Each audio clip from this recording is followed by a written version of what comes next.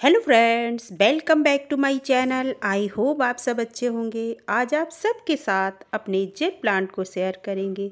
Jet plant की आपको कैसे देखभाल करनी चाहिए, कैसे आप एक पौधे से अनेकों पौधे तैयार कर सकते हैं और कौन सा फर्टिलाइज़र आप अपने जेट प्लांट को दें जिससे इसकी ग्रोथ तेज़ी के साथ हो और आपका ख़राब हो रहा जेट प्लांट कैसे ठीक हो सकता है, इन सब चीज़ों पे ही बात करेंगे। तो आइए वीडियो को शुरू करते हैं। जो लोग चैनल पे पहली बार आए हैं प्लीज़ चैनल को सब्सक्राइब कीजिए, बेल आइकन प्रेस कीजिए जिससे हमारे सभी वीडियोस की नोटिफिकेशन आप तक पहुंच। जेट प्लांट एक लकी प्लांट है और ये हम सभी के घरों में होता है और सभी चाहते हैं कि ये पौधा ज़्यादा घना हो और जल्दी से जल्दी घना हो। और ये पौधा ख़राब कब होता है, किस वजह से होता है? तो सबसे पहली बात है, जब आप अपने पौधे में बहुत ज़्यादा पानी दे देते हैं तो इस पौधे के ख़राब होने का डर रहता है, क्योंकि इसकी जड़ जो है ज़्यादा पानी की वजह से गल जाती है और ख़राब हो जाती है।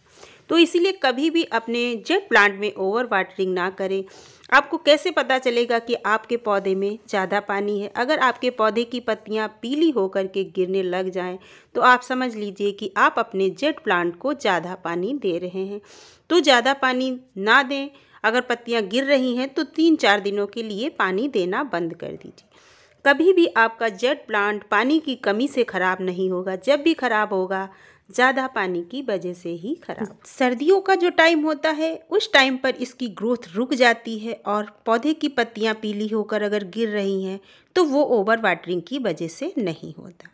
दूसरी वजह, जब भी आप नर्सरी से इस पौधे को लाते हैं और इंडोर रख लेते हैं तो कुछ दिनों तक, महीने 15 दिनों तक तो आपका पौधा ठीक ठाक रहता है, लेकिन उसके बाद धीरे धीरे इसकी पत्तियां झड़ना शुरू हो जाती हैं और आपका पौधा भी सूख जाता है, क्योंकि जेट प्लांट जो है वो इंडोर प्लांट। तो कभी भी आप ऐसी गलती ना करें कि पौधे को नर्सरी से ला करके आप इंडोर रखें। जब भी आप नर्सरी से पौधा खरीदते हैं तो आप इसे बाहर रखिए जहाँ पर इसको धूप भी मिलती रहे और अच्छी हवा भी मिलती रहे। इंडोर रखना है 2-4 दिनों के लिए आप रख लीजिए, लेकिन ज़्यादा दिनों तक ये पौधा अंदर नहीं रखना चाहिए। इससे ये पौधा ख़राब होने का डर रहता है।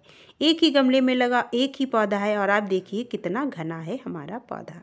ये हमारा मदर प्लांट है और इस मदर प्लांट से हमने अनेकों प्लांट तैयार किए हुए हैं, क्योंकि जो जेट प्लांट है इसकी छोटी से छोटी कटिंग को भी आप बहुत आसानी के साथ ग्रो कर सकते हैं।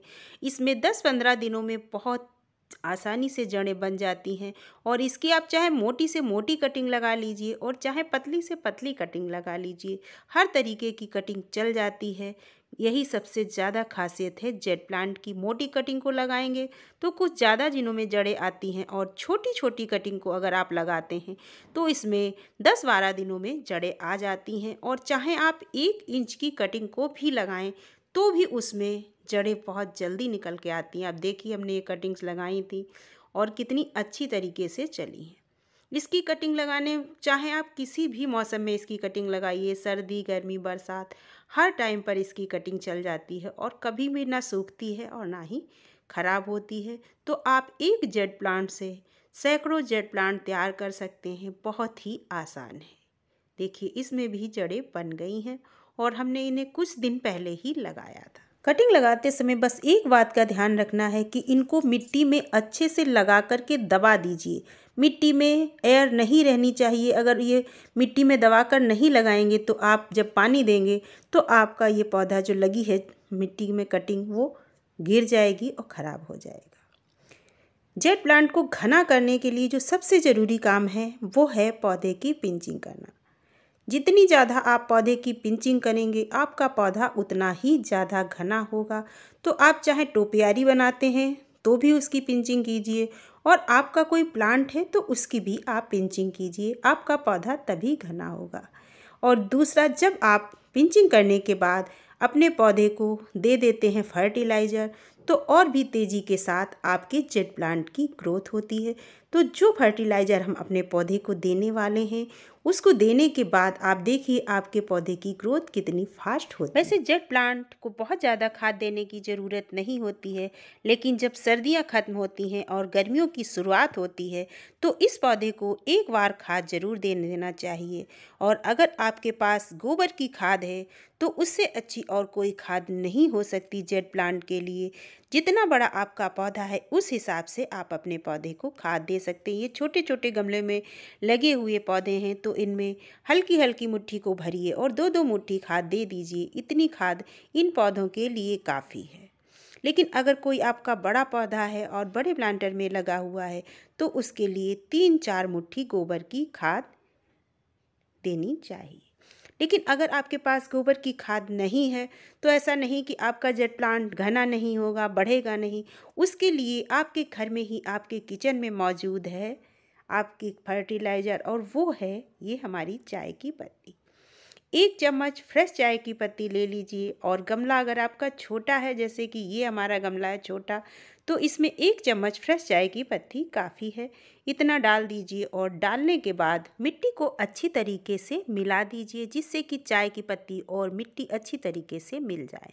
अगर आप चाहते हैं कि हमको जल्दी रिजल्ट मिले तो जल्दी रिजल्ट मिलने के लिए आप चाय की पत्ती को 1 ग्लास पानी में भिगो दीजिए और 1-2 घंटे भीगने दीजिए और पौधे की जो मिट्टी है उसकी गुड़ाई कर दीजिए। और उसके बाद वो ग्लास भर जो चाय की पत्ती वाला पानी है अपने पौधे में डाल दीजिए। इसको छानने की भी ज़रूरत नहीं है। चाय की पत्ती में नाइट्रोजन की भरपूर मात्रा होती है और जब आप अपने पौधे को इस चाय की पत्ती वाले पानी को देते हैं तो आपके पौधे की ग्रोथ काफ़ी तेज़ी के साथ होती है और आपकी पत्तियां काफ़ी हरी भरी हो जाती हैं।